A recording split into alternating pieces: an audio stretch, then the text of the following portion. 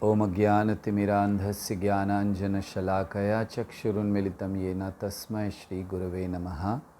नमो ओं विष्णुपादाय कृष्णप्रेष्ठाय भूतले श्रीमते भक्तिवेदान्तस्वामिनिति नामिने।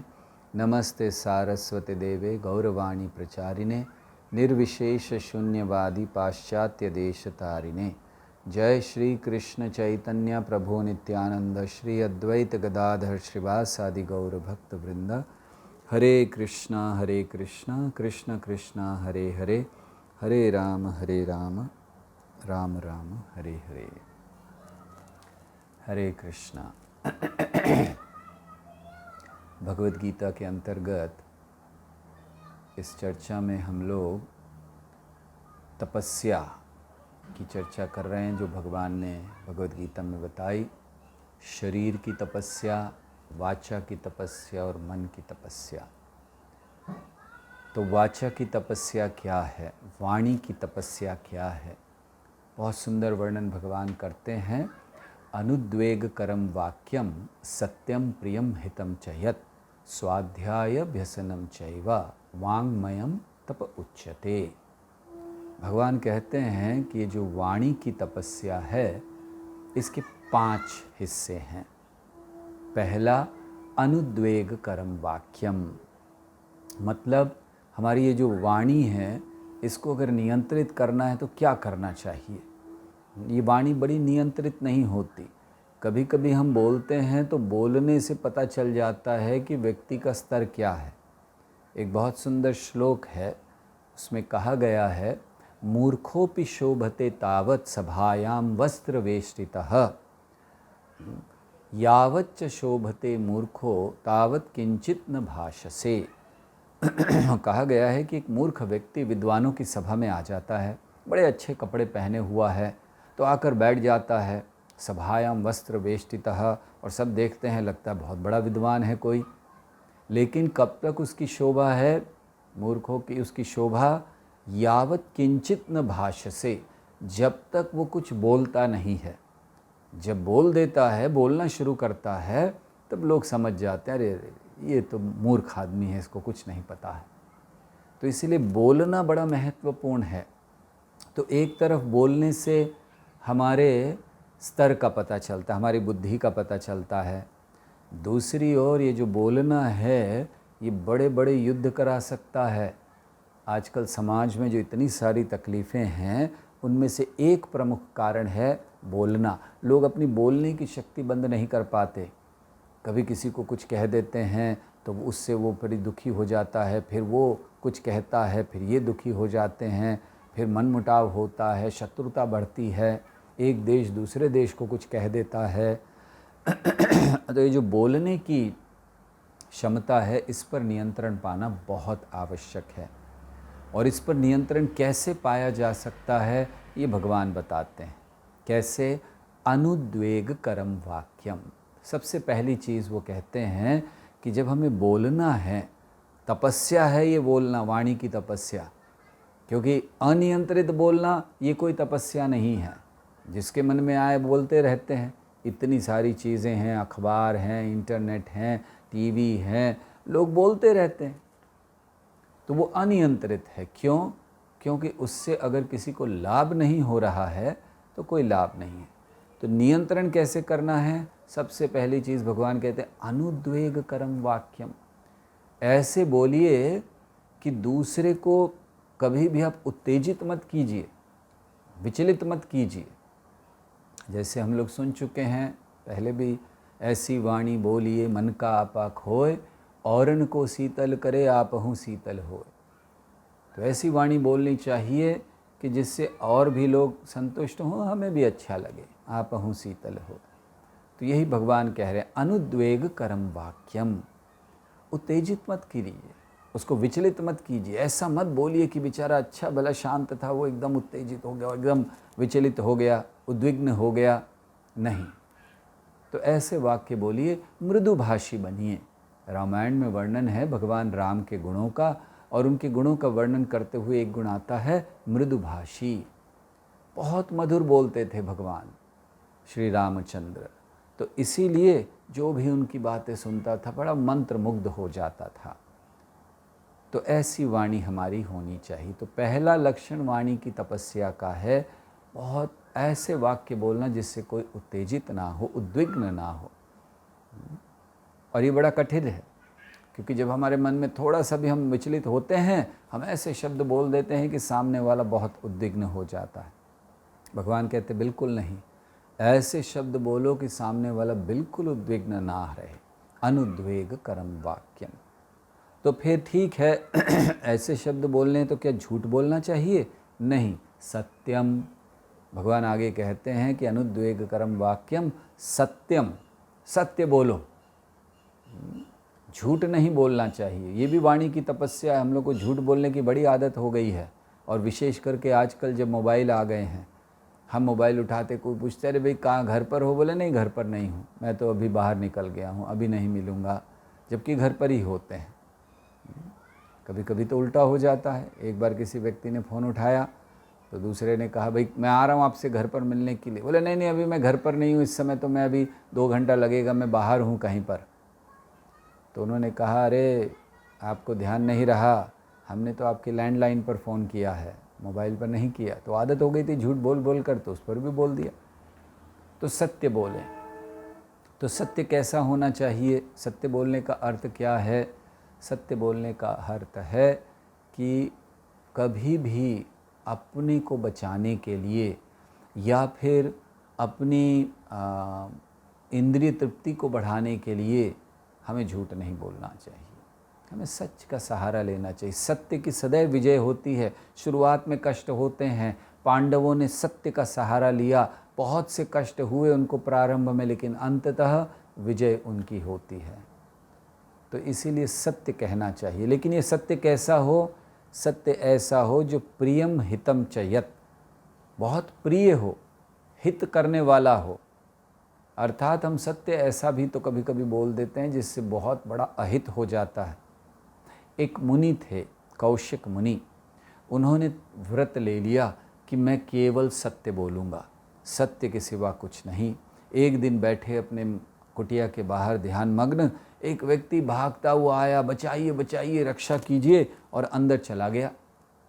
अब ये बैठे हैं, अचानक पीछे से कुछ सैनिक आए, और उन सैनिकों को पता था कि कौशिक मुनि ने व्रत लिया, झूठ नहीं बोलेंगे। तो वे उनके पास आए, तलवार लिए हुए हाथ में, उसको मारना है। सैनिक भी नहीं कहना चाहिए, ऐसे ही थे, तो मारना है उसको। तो उन्होंने कहा कहीं देखा आपने किसी व्यक्ति को जाते हुए? अब कौशिक मुनि के लिए बड़ी दुविधा थी। क्यों? अगर वो सत्य कहते हैं तो ये व्यक्ति मारा जाएगा, और झूठ कहते हैं तो उनका व्रत टूट जाएगा। झूठ नहीं बोलना चाहिए। तो उन्होंने विचार किया क्या करूं? तो उन्होंने निर्णय लिया कि नहीं, मैं सत्य कहूँगा, मैंने वचन लिया है, मैं झूठ नहीं कहूँगा। तो उन्होंने कहा हाँ अंदर छुपा है। तो ये लोग गए और उसको मार दिया, और इसके कारण कौशिक मुनि को नरक जाना पड़ा सत्य बोलने के लिए। क्यों? क्योंकि हित में नहीं था। तो इसीलिए हित भी होना चाहिए। भगवान कहते हैं अनुद्वेग करम वाक्यम सत्यम प्रियम हितम चयत। और अंतिम चीज़ क्या कहते हैं वाणी की तपस्या के लिए? स्वाध्यायाभ्यसनम चैव। मतलब सतत इस वाणी से भगवान की भक्ति, भगवान के नाम या शास्त्रों का उच्चारण होते रहना चाहिए। स्वाध्यायाभ्यसनम मतलब सदैव शास्त्रों का उच्चारण होते रहना चाहिए। जैसे भगवद गीता के 700 श्लोक हैं, हम उन श्लोकों को याद कर सकते हैं और सतत गाते रहें। भागवतम के श्लोक हैं, उनको गाते रहें। शास्त्रों के श्लोकों को अगर हम गाते हैं तो इससे क्या लाभ होता है? वाणी शुद्ध होती है, मन शुद्ध होता है, क्योंकि हम शुद्ध चीज़ को सुन रहे हैं। कान शुद्ध होते हैं, सारी इंद्रियां शुद्ध होती हैं, मन शुद्ध होता है, और व्यक्ति भगवान की ओर बढ़ने में बड़ा रुचि ले लेता है, उसको बड़ा आनंद आने लगता है भगवान की ओर बढ़ने में। तो इसीलिए हमारे जीवन में हमें इस कार्य को करना चाहिए कि हम तपस्या करें। कौन सी तपस्या? वाणी की तपस्या। अनुद्वेग करम, उत्तेजित ना करें, बहुत ही सत्य बोलें, और वो भी प्रिय हो और हित में हो, उसको हम कहें। और अंततः शास्त्रों का सतत उच्चारण करते रहें अपनी वाणी से। दरअसल अगर जो वाणी भगवान के गुणगान में नहीं लगी है, उस वाणी का कोई लाभ नहीं है। एक बड़ा ही सुंदर श्लोक श्रीमद् भागवतम के 10वें स्कंद में आता है, जहाँ पर नलकूबर और मणिग्रीव ये कुबेर के पुत्र थे। नलकूबर मणिग्रीव ने अपराध कर दिया नारद मुनि के प्रति, तो नारद मुनि ने श्राप दिया कि जाओ पेड़ बन जाओ। तो वो सब प्रार्थना करने लगा, अरे गलती हो गई। लेकिन नारद मुनि ने कहा ठीक है पेड़ बनोगे, कहाँ? नंद बाबा के आंगन में। और जब आगे चलकर श्री कृष्ण प्रकट होंगे तो उनकी लीलाओं को देख सकोगे और वो उद्धार करेंगे। तो फिर नलकूबर और मणिग्रीव 2 वृक्षों के रूप में नंद बाबा के महल में, नंद बाबा के आंगन में हैं। और फिर श्री कृष्ण ने जब दामोदर लीला हुई, मैया ने जब बांध दिया श्री कृष्ण को ऊखल से, तो उसको घसीटते हुए चले गए उस ऊखल को, और उन दोनों वृक्षों के बीच से निकल गए। ऊखल अटक गया, भगवान ने थोड़ा सा झटका दिया, दोनों वृक्ष नीचे गिर गए। और उन दोनों वृक्षों में से ये नलकूबर मणिग्रीव बाहर आए, और उस समय उन्होंने बहुत सुंदर प्रार्थना की। उन्होंने कहा, वाणी गुणानुकथने श्रवणो कथायाम हस्तौ च कर्मसु मनस्तव पादयोने स्मर्त्यां शिरस्तव निवास जगत प्रणामे दृष्टि सताम दर्शनेस्तु भवत्तनूनाम। अर्थात वो कहते हैं कि हे प्रभु हमें आशीर्वाद दीजिए। क्या आशीर्वाद दीजिए? हमें, उन्होंने ये नहीं कहा बहुत सारा धन दे दीजिए, उन्होंने ये नहीं कहा कि हमें बड़े प्रसिद्ध बना दीजिए। उन्होंने कहा वाणी गुणानुकथने, हमारी जो वाणी है वो सदैव आपके गुणों को कहती रहे, आपकी लीलाओं को कहती रहे, आपके नाम का उच्चारण करती रहे। हरे कृष्णा कृष्णा कृष्णा हरे हरे, हरे राम राम राम हरे हरे। तो उन्होंने कहा हमारी वाणी सदैव ये कहती रहे। वाणी गुणानुकथने श्रवणों कथायाम, और हमारे जो कान हैं वो सदैव आपकी कथा को सुने। हस्तौ च कर्मसु, हमारे हाथ हैं इत्यादि, उनसे हम आपका मंदिर साफ कर सकें, आपका भोग बना सकें, आपका श्रृंगार कर सकें। तो हस्तौ च कर्मसु, और मनः तव पादयोनेर, जो मन है वो आपके चरण कमलों में लगे, और सिर सदैव आपके सामने झुके, या सबके सामने झुके, क्योंकि सब जगह आपका वास है। और दृष्टि हम देखें क्या? सताम दर्शने, हम आपके भक्तों को देख सकें सदैव। ये उन्होंने बहुत सुंदर प्रार्थना की। तो ऐसे ये वाणी की हमारे लिए तपस्या बताई गई है। अनुद्वेग करम वाक्यम, अनियंत्रित वाणी नहीं होनी चाहिए। जैसे एक मेंढक होता है, मेंढक टर्र टर्र टर्र करता है और सांप आकर उसको खा जाता है।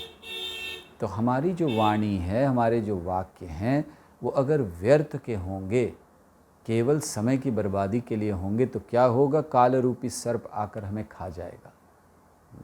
इसीलिए हमारी वाणी, प्रयास होना चाहिए जीवन में कि हम केवल भगवान की भक्ति के लिए, भगवान के नामों के उच्चारण के लिए उसको उपयोग कर सकें, उस वाणी का।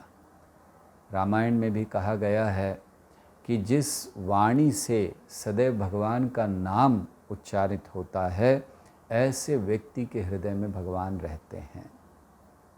तो इसीलिए हमें इन नामों के उच्चारण को, स्वाध्याय अभ्यसनम अर्थात शास्त्रों के श्लोकों को दोहराना चाहिए।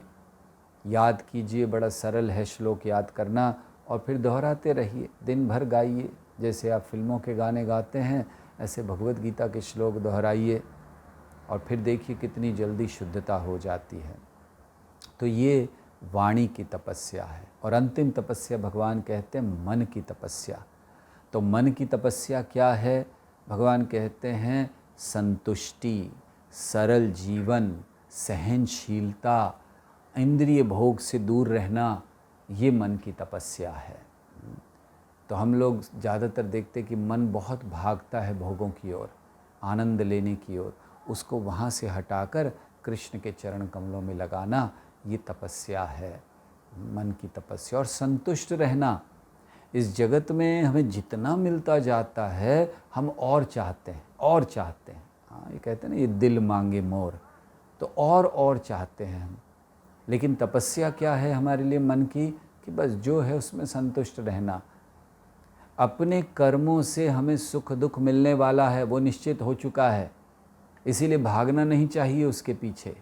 अगर भागना है तो कृष्ण के पीछे भागिए, भागना है तो भक्तों के पीछे भागिए, भागना है तो भक्ति करने के लिए भागिए, लेकिन इन चीज़ों के पीछे नहीं जो हमें वैसे ही मिलने वाली हैं अपने कर्म से। तो इसीलिए मन में संतुष्टि होनी चाहिए कि जो चीज़ आ रही ठीक है, अब मैं भगवान की ओर कैसे बढ़ सकता हूँ। सरल जीवन हो, आत्मसंयम हो, और हम लोग भोगों से दूर रहें तो मन को नियंत्रित करेंगे। भगवद गीता के 6 अध्याय में भगवान ने कहा है कि मन क्या है, ये हमारा शत्रु भी हो सकता है और हमारा मित्र भी हो सकता है। शत्रु कैसे, जैसे एक चाकू का उदाहरण देते हैं।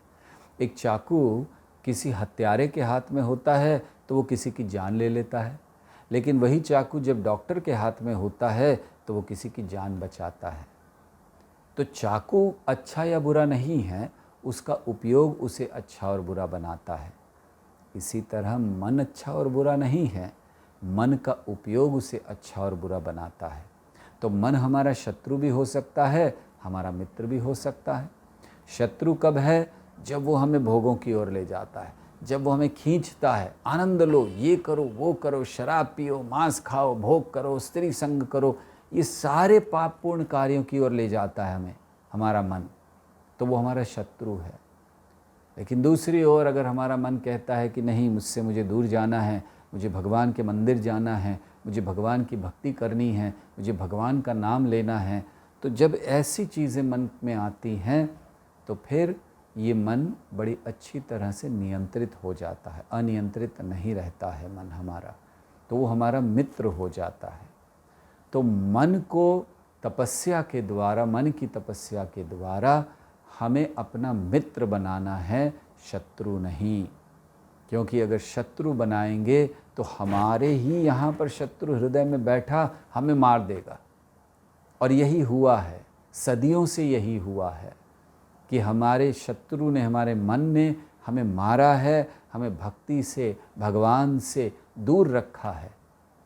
और यही कारण है कि समाज में, जीवन में, पारिवारिक जीवन में, सामाजिक जीवन में, व्यक्तिगत जीवन में कष्ट ही कष्ट हैं। अगर हम अपने मन को भगवान के चरणों में लगा सकें तो ये कष्ट दूर होंगे। और मन को चरणों में लगाने की, भगवान के चरणों में लगाने की सरल विधि है सतत उनके नामों का उच्चारण। हरे कृष्णा कृष्णा कृष्णा हरे हरे, हरे राम राम राम हरे हरे। तो इस मार्ग के द्वारा हम बड़ी सरलता से मन की तपस्या कर सकते हैं, और जैसे पहले हमने बताया, वाणी की भी तपस्या कर सकते हैं। बहुत बहुत धन्यवाद। हरे कृष्णा कृष्णा कृष्णा हरे हरे, हरे राम राम राम हरे हरे।